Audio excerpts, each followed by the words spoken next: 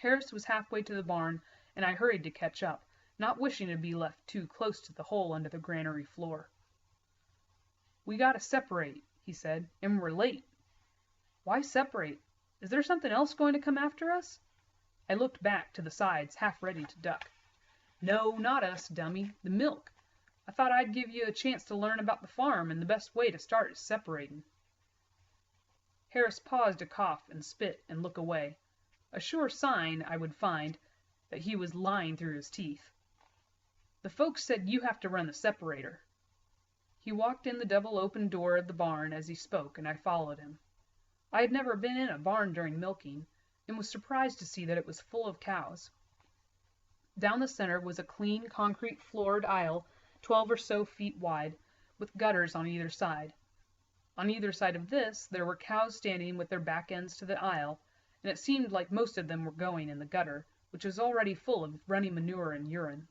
The stench was overpowering, thick and fresh, and so full of ammonia it clogged my throat, and I had to wait a moment to get my breath before going inside. As I entered, Claire came out from between two cows.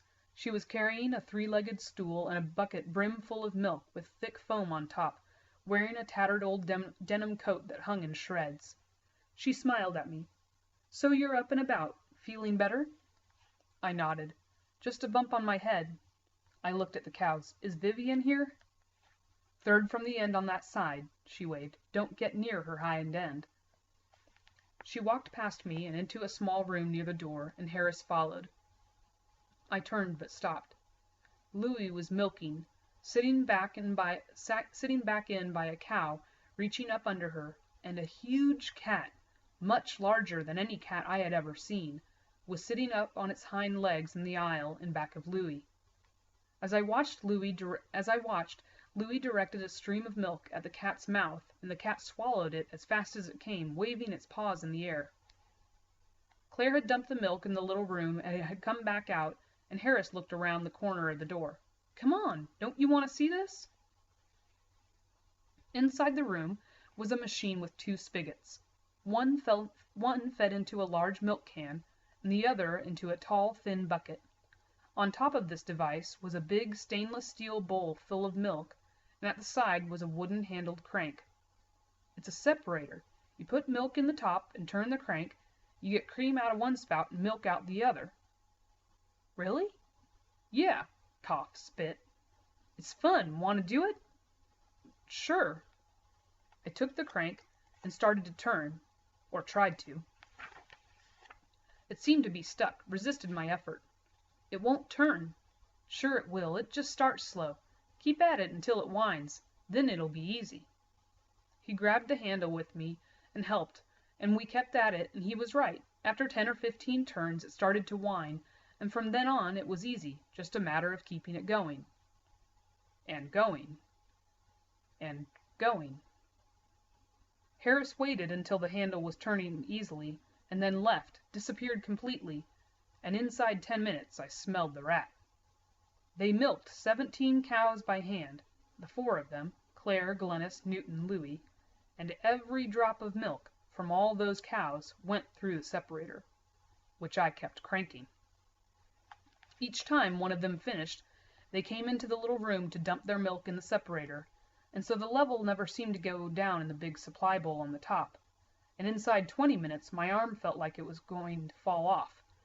There was an urgency to it that took over. The milk, rivers of it, kept coming, and I worried that if I didn't keep it up, they would just keep pouring and the separator would overflow.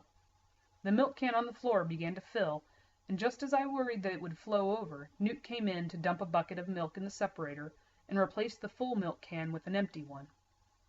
All without talking, and I realized I hadn't heard him say a word since I arrived the night before.